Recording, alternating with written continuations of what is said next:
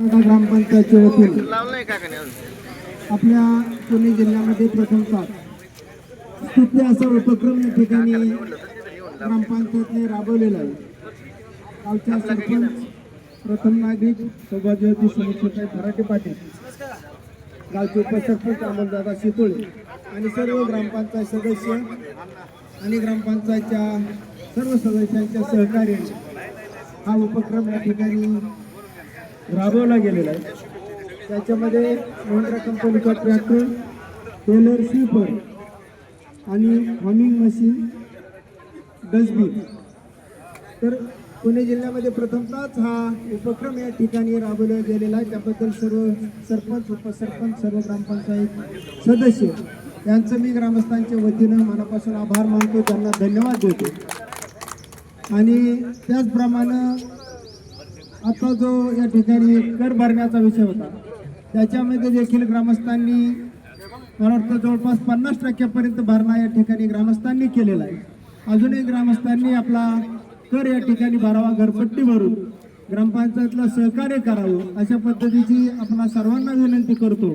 आणि या ठिकाणी सर्व ग्रामपंचायत सदस्य, सरपंच, उपसरपंच यांचं या उपक्रमाबद्दल या ठिकाणी आभार मानतो। आणि त्याचप्रमाणे गावचे आदर्श पोलीस पाटील बाबा पाटील फराटे यांच्या वतीने या कार्यक्रमास सदिच्छा आणि शुभेच्छा देतो, त्यांच्या या वतीने आभार मानतो।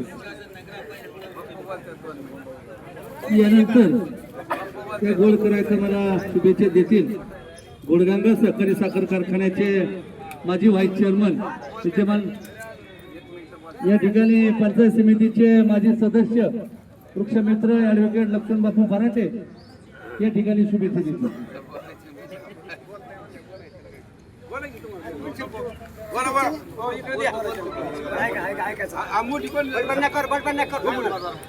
सर्वांच्या उपस्थितीमध्ये हा ग्रामपंचायतच्या इतिहासामध्ये प्रथमच आपण स्वतःच्या मालकीचे, ग्रामपंचायतच्या मालकीची ही वाहनं घेतलेली आहे। आणि सर्व सदस्य, सरपंच, उपसरपंच आणि तुम्ही सर्वांनी जो विश्वास दाखवला त्याला पात्र ठरण्याचं काम या सर्व पदाधिकाऱ्यांकडून झालेलं आहे। स्वच्छतेच्या बाबतीत आता जो वेळ जायचा तो वेळ ह्या साधनांमुळे कमी होणार आहे, कारण ते झाडायचं मशीन आहे, ते डायरेक्ट कचरा एका साईडला साडतंय आणि जे काम 1 तास जायचं ते 10 मिनिटात हे काम होणार आहे। हा फायदा या योजनेमार्फत होणार आहे। ग्रामपंचायतने जे विविध योजना राबवल्या तर शासनाची करमाफी यायच्या अगोदर देखील त्यांनी ते वसूल कसं होईल याच्यासाठी प्रयत्न केले। त्याही वेळेस सर्वांनी सहकार्य केलं। सर्व ग्रामपंचायत सदस्य आणि सरपंच, उपसरपंच यांना अभिनंदन आहे।